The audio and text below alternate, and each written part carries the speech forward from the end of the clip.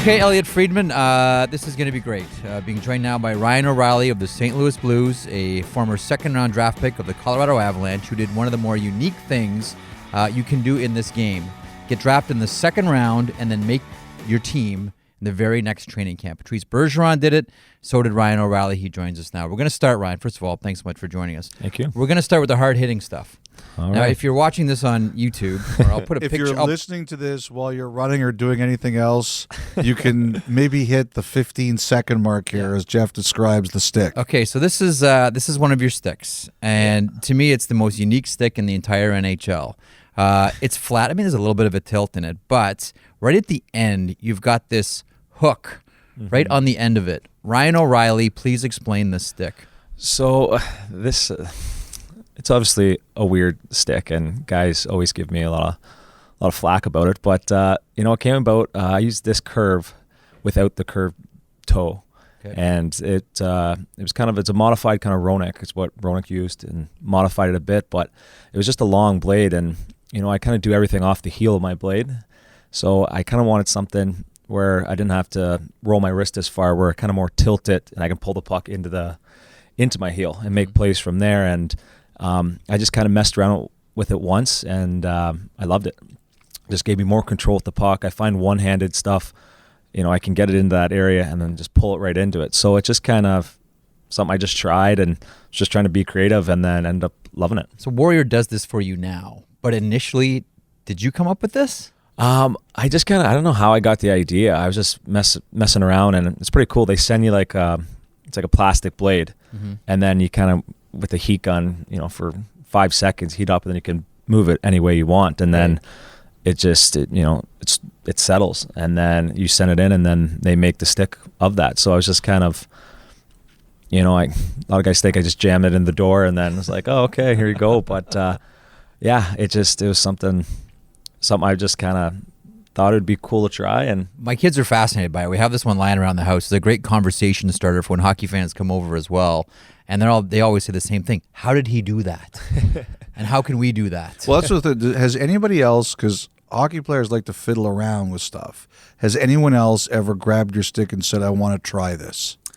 Yeah, a lot of guys try it, and they don't end up liking it, obviously. But I know it's weird. I've kind of, see guys that kind of shoot more off the middle or toe of their blade. It's weird because the puck doesn't come off. It's just, it's going to be like a knuckler. It's tough to kind of get in an area. So it's, I've seen guys that have liked it, and you can kind of see that they're more heel players. They do things off the heel. So it's different for sure. And there's not many guys else that have liked it. Has anyone else tried it in a game that you know of? Not that I know of, no. Okay. No. Because I have a friend, a few years ago, we did a Wednesday night hockey game, Buffalo at Montreal, and we showed the stick on the air because, as Jeff mentioned, every game you play, I think we show the stick. And a buddy of mine said, I want to try it. And he did, and he actually liked it, and he tried it a couple of his beer league games. And he said the funniest thing that happened was people were laughing at him at the beginning, but they saw kind of the idea. And he's a bit dirty. Like, he is one of those guys who will slash or spear or something like that. And he said a player on the other team came up to him and said, when you spear me with that stick, it doesn't hurt as much because I don't get hit with the end of the blade. So the opponents kind of liked it a little bit better. It's a fascinating stick. I don't want to spend too much time on it, but does this help with draws? I mean, we're going to get to faceoffs here in a second, but does that help you with faceoffs, and if so, how? If I'm reaching for a puck, yeah. I do most of the stuff, all my faceoffs are usually on my backhand and being kind of strong. And my sticks, it's a really stiff stick, which I've always had my brother's hand-me-downs from kind of growing up. And, I like my gloves a little bigger, and my stick, I used his sticks, so they were always stiffer. So I've always liked that stiff feel, and that's been a big advantage for face-offs. A lot of times I get into a stick battle with them, and because when you collide with the other stick, theirs bends more than mine does, and then a lot of times I can get on that second kind of swipe. So it's for the toe on that, it doesn't affect it a lot unless it kind of the puck's laying there and I have to pull it somewhere or pull it back. But most of it's on my backhand. You know, sorry, what's your dad's name again? Brian. Okay, Brian. So one of the things that's most interested me about you, Ryan, is that you and your father have been unafraid to try different things and search different things through life. Like, Jeff, there was no thing I told a player last year that was received better than when I told Brian about the existence of vegan ice cream. He was very happy to hear that stuff existed. Have you come over to the dark side yet, Ryan? No, Not there yet? No. But you've flirted with this kind of stuff, with veganism and stuff like that. Like, you know, I'm just wondering, in hockey, which is a sport which is sort of making the transition. You know, just you and your dad, your process on willing to try different things. What some of things have worked, and have you met a lot of resistance? I know in Colorado at times they were not comfortable with some of the things that you guys tried. So I was wondering how you kind of gone through that. Well, first off, with the diet, like that was kind of something. I think my family kind of did at the same time, and I'm slowly transitioning. I think, you know, I'll be vegan eventually here, but right now I'm just vegetarian, and that was just something. Kind of read a book on it. It was called Eat to Live, and then, you know, saw a few documentaries, and, you know, just kind of wanted to get away from that, and, you know, I feel it's helped. I lost. You know, when I made the transition, I got a lot lighter. I lost like 10 pounds, and, you know, it just helped. Yeah, I felt quicker. I felt I recovered quicker. I didn't feel as, you know, felt more consistent, wasn't as up and down. And, you know, as I keep growing, I'm slowly starting to cut out different things and get it to where I want to be. But, yeah, that was like a family thing that we've kind of tried. And, you know, my sister's a vegetarian, or my other sister's a vegan. You know, both my parents are vegetarian. My brother, I think he pretty much vegetarian, maybe eats a bit of fish at times, but it was kind of like a family thing that we kind of all did. But, you know, with my dad, he's always looked at different ways. Even now, when I come home in the summer and train with them, it's always finding new ways to, you know, find uncomfortable scenarios to train in. One of those things, I remember reading an article I think it was a couple of years ago about your father, while you're working out, while you're lifting or whatever it is you're doing, he'll ask you math questions to try to get your brain working and processing while you're doing something physical. Is that true? Yeah, he, you know, I haven't done it recently, but there were times, I think, growing up, you know, we'd be training, and, you know, I'd be walking on a balance beam, and say he's like throwing golf balls at you and catching them, and you're walking and you're throwing them into another bucket. So you're focused on being in your core, you know, doing something, staying strong, breathing. And then he throws in these kind of questions where it's just another thing you have to process, kind of get into that zone. Like in a game, you know, skate down the wing, you know, you're aware someone's going to the net, but what's going on behind that, you know, be aware, see this guy moving here, also be aware of what's going on the other side here of a guy coming in, kind of developing as many things of, you know, developing an awareness to kind of all those situations you go through. So what was this summer? Like, what did you try this summer that was new?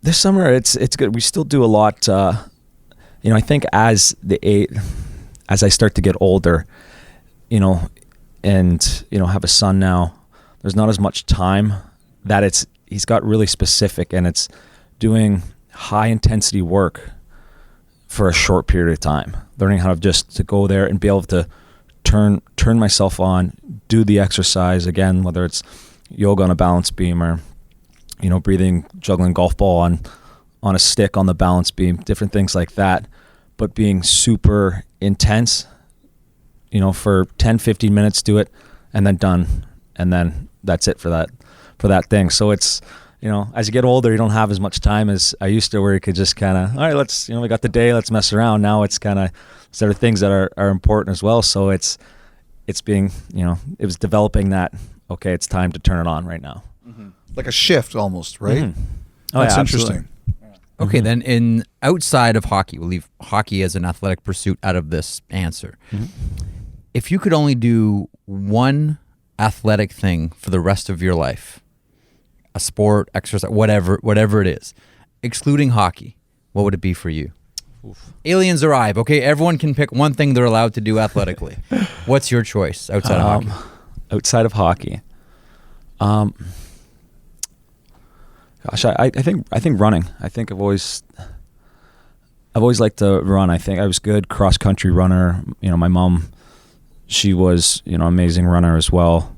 That, you know, I find as something I love that, you know, I've always, you don't hear it a lot as much in hockey. Like, there's not people going for long runs. Like, it's different, but I've always loved the mental grind of a run, of how, you know, doing a long distance run and maintaining a certain pace. And I feel just, you know, mentally it clears me. And I feel like, you know, when things aren't going well in hockey, I try to get out and have a good long run, and I feel it kind of just resets me. So it's something I've always did for training, but I love just kind of that pushing, constantly maintaining that pace at a high, you know, and just keep grinding through it. So can you give me an example? Like, I'm curious, like, is there a game that you remember where you weren't happy with the way the team played, or you weren't happy with you played, and you said the next day, I'm going running. I need to just run to get this off my head?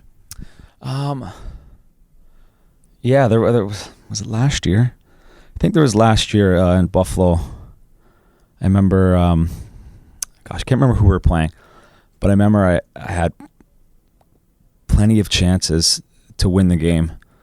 And they went into overtime, and again had a chance, missed it. I remember after the game, I was pissed. Like, I was just so upset. It was an afternoon game, and I get home, and I was just in my head so much, and I was like, you know, I got to do something. Like, I have to do something. I remember a beautiful park in Buffalo. It's called Delaware Park, which I live close to. I just remember I went for a run, and it was just something that, yeah, had helped clear myself. I had to do something to almost kind of like punish myself, and kind of like push and be like, that wasn't good enough, and kind of help reset myself. And, you know, that was another thing, bring it back to my dad, that he always, you know, said, you know, it's, you know, always come back to the work, trust your work, and, you know, and always try to work through it and, you know, get clear.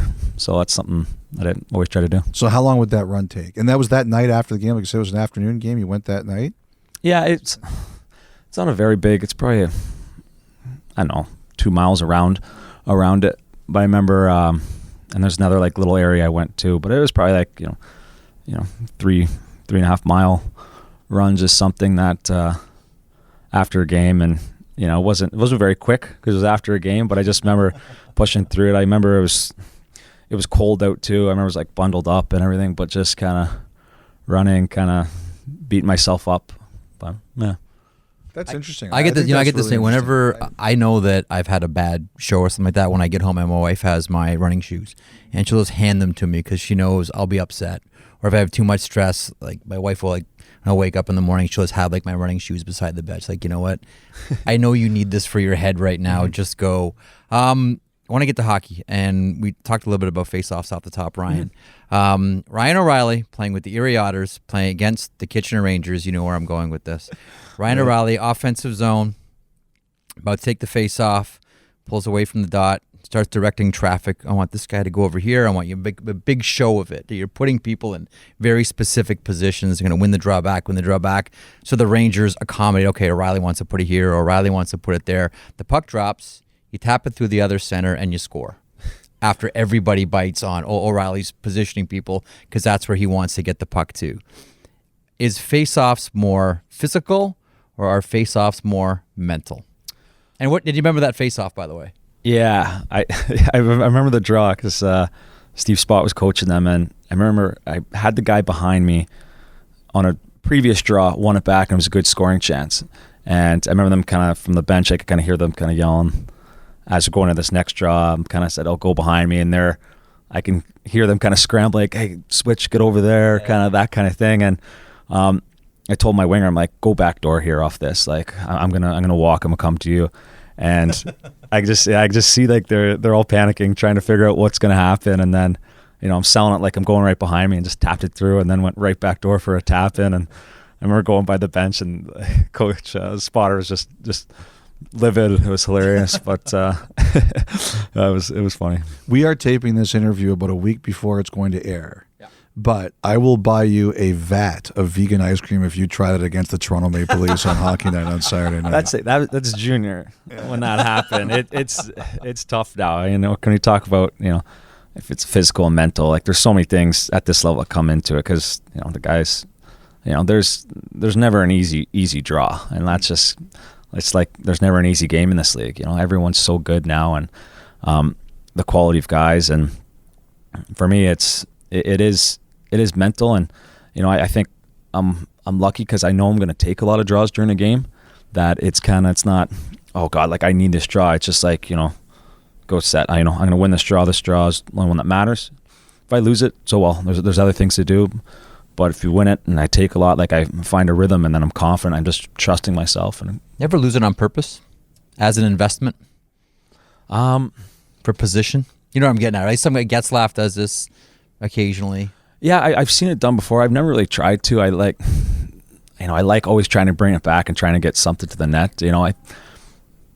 I've always just tried to pull them back. What is it about you and faceoff? Always been that way? Like most kids growing up, I want to be a big goal scorer.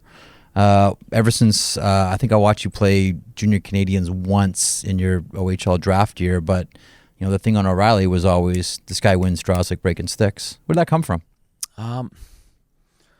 I've just always taken a lot of pride in my draws, but it's not like, it's not something in my game that, I think about. Like I don't prepare for a game of focusing on my draws. And I think that's kind of just developed, and I'm just confident in them.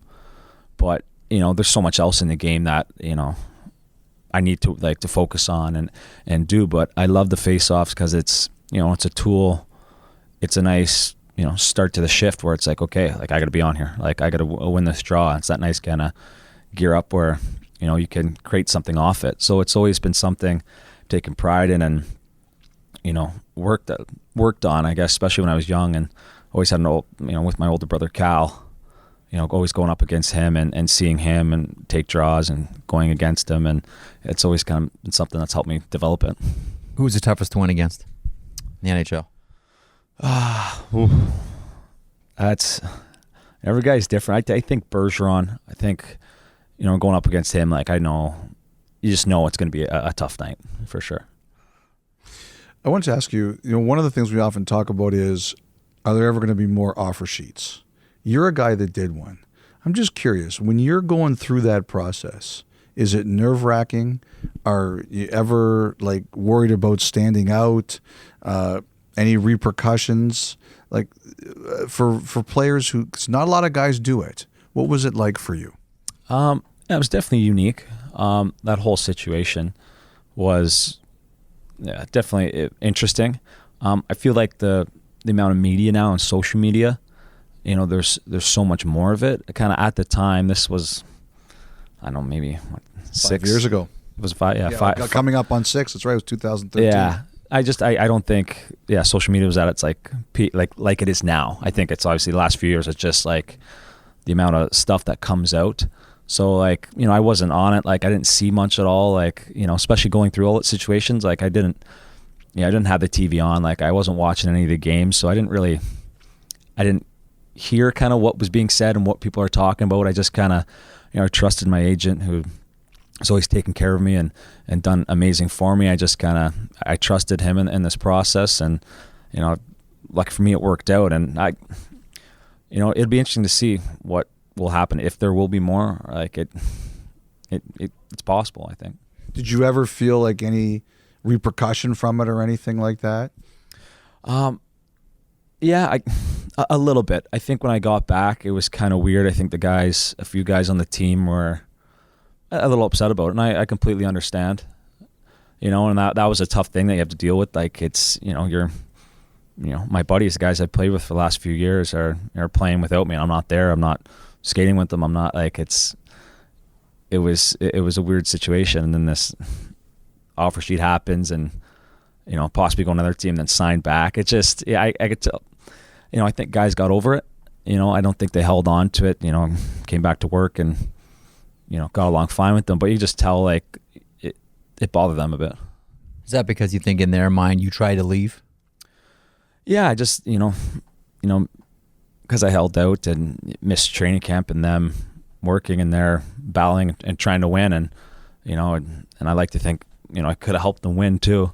It's just I think you want to win, and if a piece isn't there, you're going to be upset about it. So I understand where guys felt bad, or it was never anything like bad, but you just kind of there was a little tension there that some guys just didn't like it, because it was about money and such. So it was, it was tough. It's a unique situation for sure. Trying to think back, was Sacco the coach there at that point, or was it Patrick? No, Waugh? It was Sacco at that time. It was Sacco. What was it like playing under Patrick Waugh? He made you a winger for a while, didn't he? Yeah. With Duchesne? Yeah. We had that first year was outstanding. I think he came in. It was a great fresh look. I played the wing that year. It was good. We had a great team. He was super intense. He like one of the most passionate coaches you see, and shows it too. And you guys playing man on man in the defensive zone. I was like, this is a little junior hockey here. Yeah, it was. It was tough. Listening, he'll be happy you called him junior hockey. Well, it was. I mean, you do that in junior hockey more so than the NHL. What was that like? It was tough. If you got beat, kind of hell froze over for a bit there when you got beat. But no, like we had a good team, and guys played it. It was fun, and like we were scoring goals, which it was exciting hockey. Yeah. Like guys were, everyone was scoring, and it was just. It was probably exciting hockey to watch, and to play. It was good. I don't know St. Louis that well. I haven't spent a ton of time there, but a lot of guys will say it's an underrated city. Players who go there, they stay there. They don't leave. They say the only bad thing about St. Louis is it's oppressively hot in the summer. But other than that, like, great place to play. What have you learned about St. Louis? I love it, and kind of just what you're saying, like. You don't see the areas when you come on the road. You're in the hotel, the rink, and restaurants kind of around that area.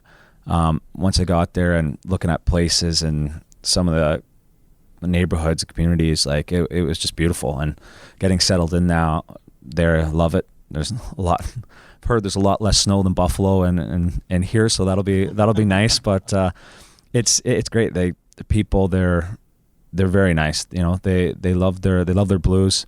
And they'll never come. It's not like they come up to you and are bugging you all the time. You're just leaving somewhere and someone will be like, "Oh, we're really excited to have you," and it's nice. It's like they're really really nice people about that, and it's you can see why guys stay there for sure. Great minor hockey program as well in St. Louis, and 6 guys drafted 2 years ago. Well, I mean, and I think were you in the OHL when? No, you probably were.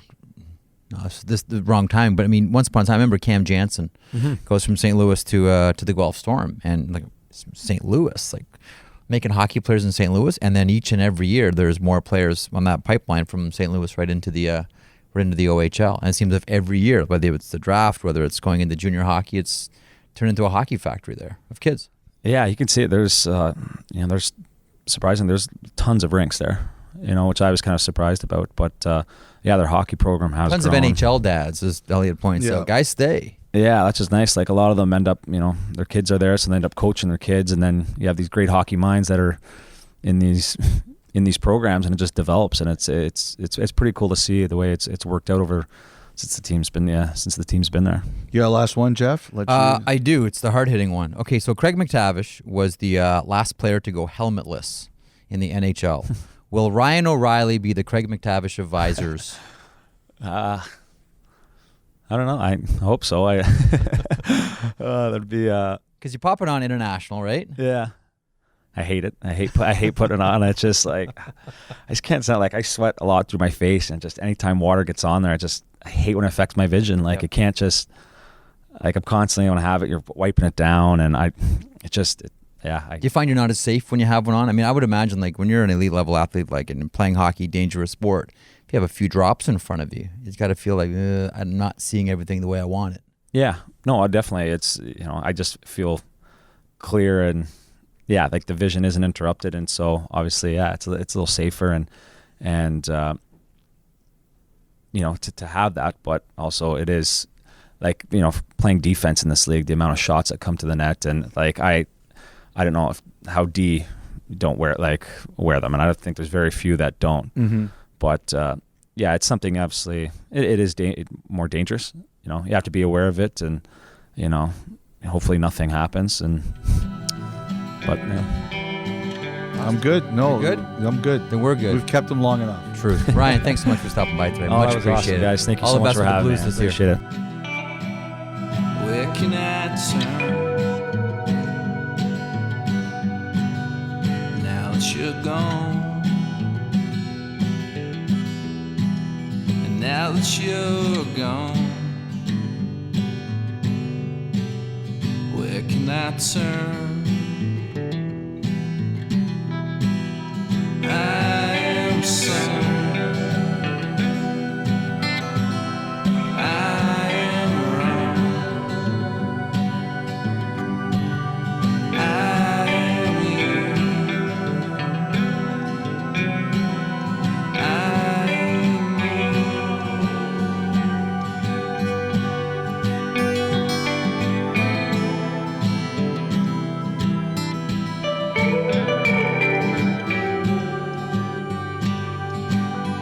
we should have named